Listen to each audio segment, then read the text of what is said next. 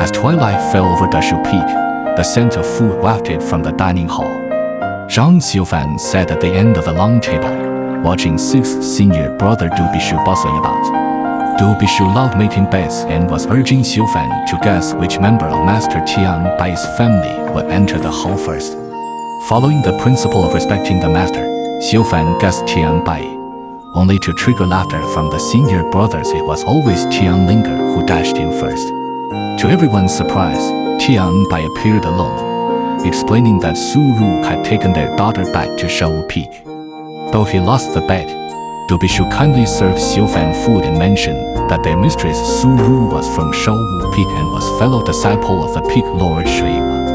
Tian Bai suddenly flicked a chopstick at them as a warning, and the two hurriedly lowered their heads to eat. During the meal, when discussing the gathering of the 7 peaks, Tian Bai expressed dissatisfaction with Shui Yu's excuse of illness. The disciples secretly rejoiced Su Ru's strict cultivation requirements often left them sore from punishments. After dinner, Song Darren led Xiufan to a secluded courtyard. As the moon rose, Xiufan stared at the purple bead left by Pu Ji. In the moonlight, it shimmered with a faint purple translucence, and a green aura swirled inside around the Wan symbol. Though Pu Ji had told him to discard it, Xiufan couldn't bear to part with it. He strung it on a red corded keepsake from his parents and wore it close to his chest.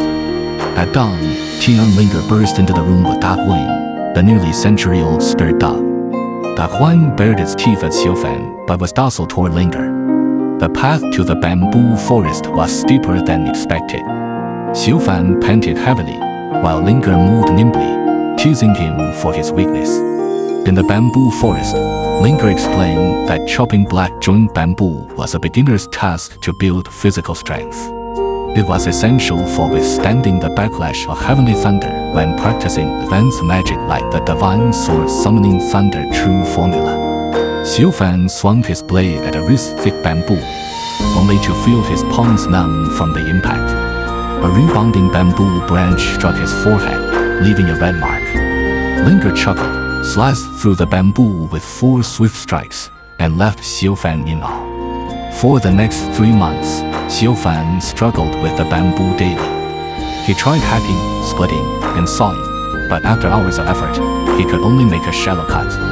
Linger scolded him for his idiocy, urging him to finish within the time limit rather than brute force.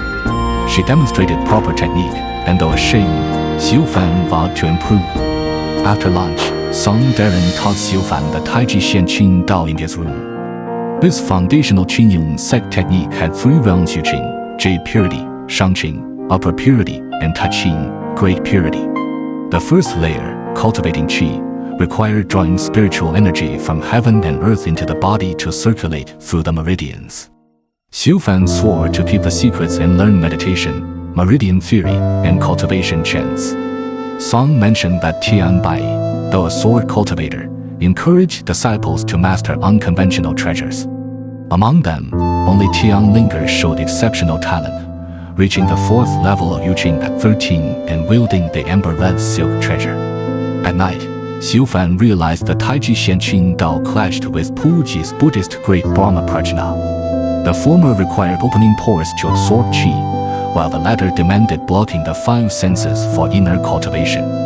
Despite the conflict, he stubbornly practiced both, driven by memories of Pu Ji. The contradictory methods left him exhausted. Progress in one undid the other. 3 months later, Tian Bai tested Xiufan's cultivation and found him barely able to draw qi into his body. Though disappointed, the master left without a word. Song Darren comforted Xiufan, and the others still liked him for his diligence. From then on, Xiufan doubled down, chopping bamboo at dawn, practicing Taiji Xianqing Dao by day, and meditating on Brahma Prajna at night, rain or shine. 3 years passed. At 14, Xiufan finally completed the first layer of Taiji Xianqing Dao, setting Qingyun's slowest cultivation record. The senior brothers were stunned, then cheered. Song Darren even threw him into the air. Tian Bai snorted, "Idiot," but secretly acknowledged his solid foundation. Though slow in Taoist cultivation, Xiufan's inner qi control had improved significantly due to Brahma Prajna. When learning the second layer, transforming qi into essence, he found it surprisingly easier. The Buddhist technique had laid a hidden foundation. Too self-deprecating to admit it, he continued in silence. Tian lingered, now 16, grew close to Xiufan.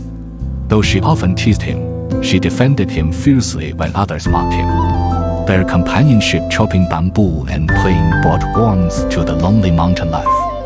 In quiet nights, Xiufan still puzzled over the conflicting techniques. Torn between Puji's legacy and Qinyun's grace, he refused to abandon either, despite the physical toll. He clung to the belief, the sea of Tao is boundless, diligence and perseverance are the boat. Tian Bai ignored Xiufan's progress but allowed him to stay. The other disciples focused on their own training, and even Song Darren grew disheartened by Xiufan's slowness. Only Da Huan kept him company, watching him meditate in the moonlight. The mystery of Songmiu village's massacre remained unsolved. Xiufan channeled his grief into cultivation. He turned longing for his family into resolve, swinging his blade daily and reciting Buddhist chants at night. With a month left in his bamboo chopping task, Xiufan could fell 2 bamboos a day. Still fewer than Linger's dozen, but a far cry from his early struggles. His body had grown sturdy, and his gaze held new determination. One morning, as he climbed the mountain alone, the rustling bamboo inspired a realization. Perhaps Buddhist and Taoist paths were both valid, just different routes.